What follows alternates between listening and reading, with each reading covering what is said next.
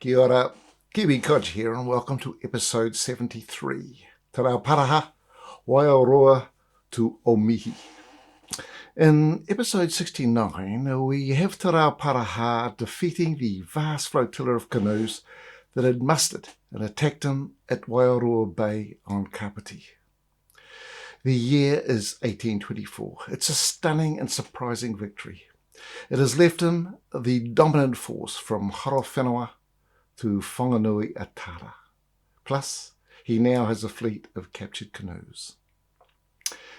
The following year, he is joined by an influx of allies from Taranaki and Mangatautari in a heke known as Te Heke Wharanui. Things just couldn't be working out better for him. In February 1824, prior to the Battle of Waiorua, one of Te Rauparaha's commanders, Te Pehikupe, who had 4 children killed at Waikanai, bluffs his way onto a passing schooner, the Urania. Captain Reynolds tries to eject him, but without success, and is forced to sail on with him.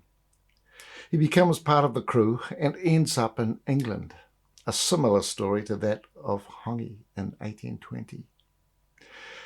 He leaves England in October 1825, but doesn't seem to arrive back in New Zealand until 1828. Meanwhile, down in Waiponamu, the South Island, there is friction developing within Ngāi Tahu. The hapu around Murihiku, that is the southern 1/3 of the South Island, have come into contact with whalers and sealers in Fovo Strait and have been acquiring muskets. Te Whakataupuka is the leading rangatira for the hapu of this region. Te Mai Haranui is the leading chief for Ngāi Tahu hapu from Akaroa north. Stuck in the middle is the rangatira Taiaroa. He is head of the hapu at Dunedin and surrounds.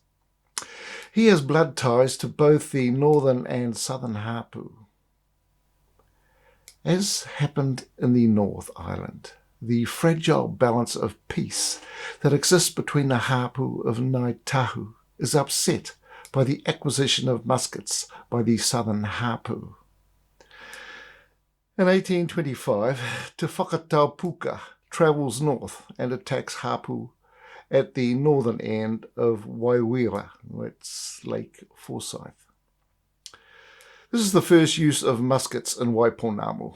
As usual, one battle leads to reprisals, and the whole situation escalates into a major civil war. Te Mai Haranui knows that he needs muskets to match Te Whakataupuka's forces, and so, like the North Island, the race for muskets is on. Taiaroa is the meat in the sandwich. He joins with Te Whakataupuka, but he has loyalties to Te Mai Haranui's hapu and tries to assist both and minimise bloodshed. He's not very successful. This civil war will fester for the next 2 years and weakens all parties.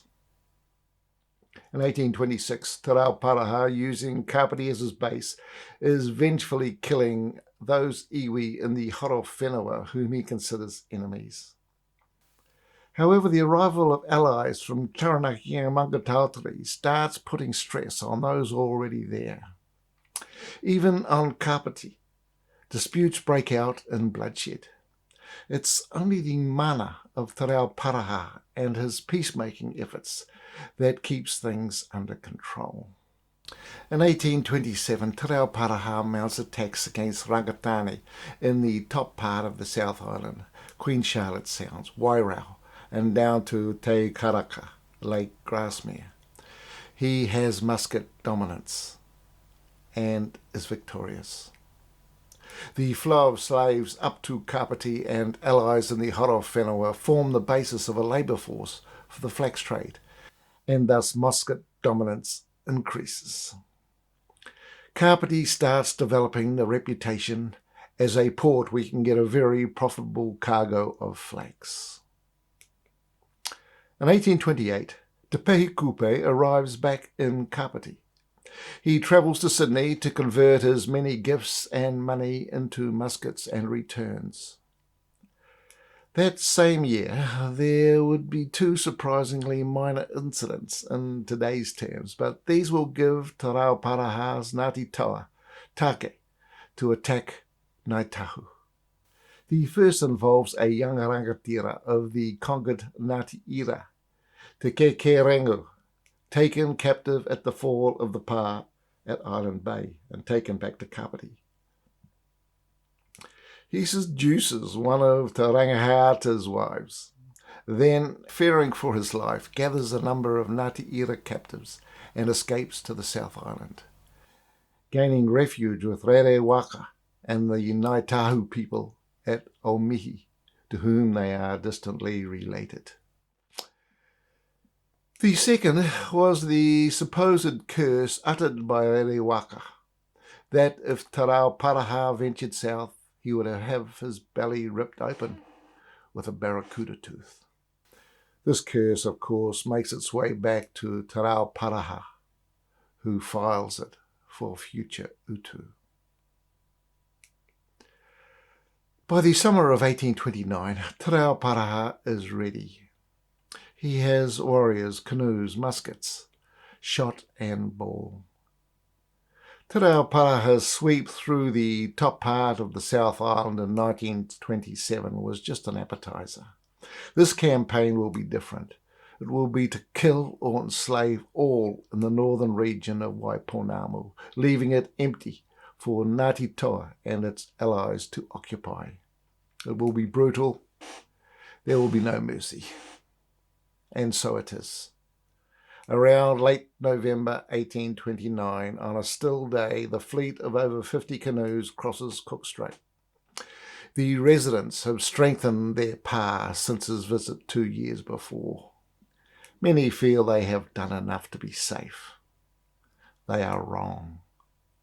They have not acquired enough muskets. Pā after pā falls. The slaughter is intense. Pauses are needed to ship captives back to Kapiti. After 4 months, at the end of March 1830, he has swept the Sounds, emptied the Waiorua, and is ready to go further south. Waiorua and Te Kekerengu are in the front of his mind as Te Rauparaha's force camp back in the Sounds at Awaiti. He organises his logistics, canoes and warriors, slaves for food and labour, shipments of powder and ball brought in, cartridges prepared, water and food stowed. Te Rauparaha is ready for his attack on Omihi. He will be away from Awaiti for exactly 1 month. What he gets up to during this time we don't know in detail, but we do know he attacks Omihi. Now, my research regarding the attack on Omihi started off well, with the historical theme being that Te Rauparaha and his fleet arrive off Omihi around dawn. The residents think it's visitors they are expecting. In Stack's account, it's a Ngāti Kahununu from the Napier region. In Crosby's account, it's Ngāi Tahu visitors from the south. Either way, no biggie. The people at Omihi, who are a hapu of Ngāi Tahu, welcome the canoes onto shore. Te Rauparaha and co. then make a beeline for the pā, leaving subsequent canoes to attack the welcomers on the beach. As can be imagined, it is all over very quickly, with many killed and over 1,000 taken captives. But after looking into various things, I just had too many issues with the accepted account. Let me explain 6 reasons for my doubt. Te Rauparaha had been marauding in the top half of the South Island for 4 months. Would word of this made its way down the South Island? Absolutely.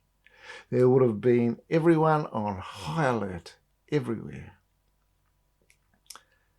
In Crosby's account, He quotes Waiorua, an early whaler at Awa'iti, who dates Te Rauparaha's departure south from Awa'iti to be around about the 10th of April 1830. He also has Te Rauparaha's fleet returning on the 10th of May 1830.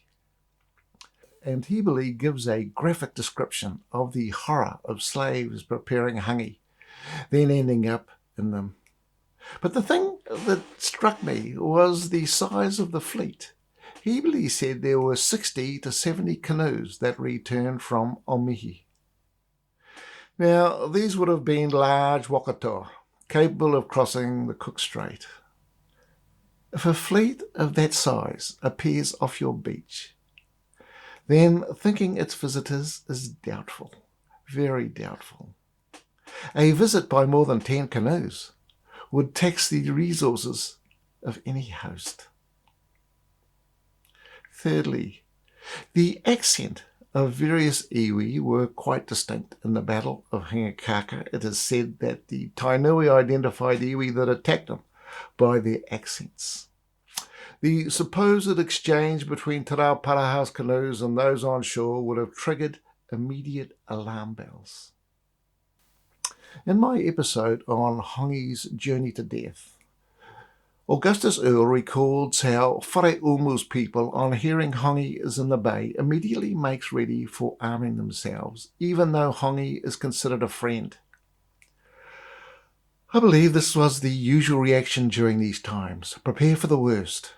Everyone knew the price for losing a battle was death or enslavement for you and your family. Like Whareumu, people would have erred on the side of caution.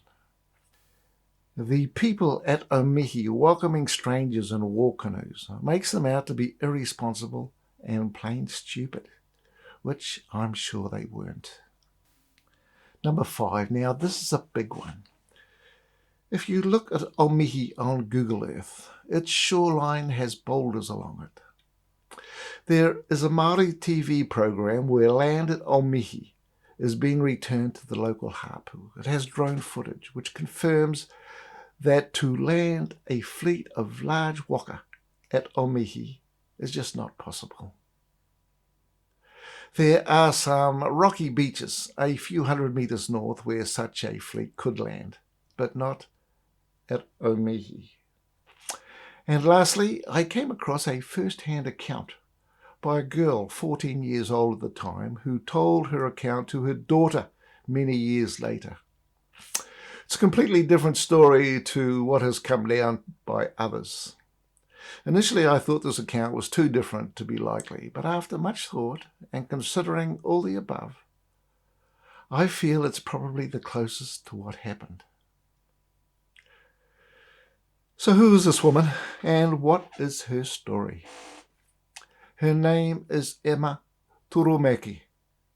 She is born about 1815 between Kaiapoiapa and the Rakahuri River.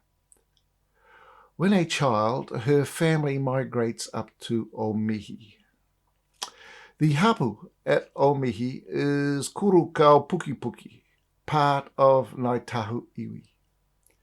She relates that when she is about 14, a North Island native, Te Kekerengo, is given asylum at Omihi. She also mentions Rerewaka's curse to cut Te Rauparaha's stomach open with a barracuda tooth, should he venture south. Emma relates that at the close of a certain day, that is, sometime near dusk, a force of warriors is approaching the Omihi Pa from the north, along the shoreline. There is little doubt as to their intentions. They have landed at Waiharakeke, a few hundred metres north, and are now advancing south. The warriors arm themselves and advance to meet Ngāti Toa. Emma describes the battle as short and bloody. With Ngāi Tahu numbers and muskets, it couldn't be anything else. She states that among the many prisoners taken, Rerewaka is one of them. Emma and her mother and baby brother are taken captive. All the captives are taken to Makura, that's Goose Bay, just 2 kilometres north. They are fed, others are killed and eaten. During the first 2 days, she states that Te Rauparaha dispatches 6 Ngāti Toa warriors to Kaiapoia. Does she mean 6 chiefs and accompanying warriors? Or does she mean just a small party of 6? She says this expedition was commanded by Te Pehi. 2 days after the battle, Emma's mother and baby brother are released. And that night, Emma escapes and heads into the bush. Suffice to say that Emma relates in her story about what happened at Kaiapoia, but this is definitely second-hand information, as Emma spends the next few days in the bush, where she meets up with her mother and infant, and is continually harassed by Ngāti Toa trying to track down escaped captives and stragglers. She signs off her account by finding her father, who has also escaped the massacre. Not a bad result for Emma and her family. Now, Emma's story has data in it that throws into confusion the traditional story of Te Pehi Kupe's visit to Kaiapoia, but it is second-hand. Originally, this episode was supposed to be about Te Pehi Kupe's party visiting Kaiapoia, but this has been delayed by Omihi. We'll cover that in the next episode. Let me know your thoughts as to my conclusions regarding Omihi. I have placed all my references in the section below, including Emma's account. So join me in the next episode to find out the fate of Te Pehi Kupe. I look forward to your company then. But until then, hei kona, take it easy.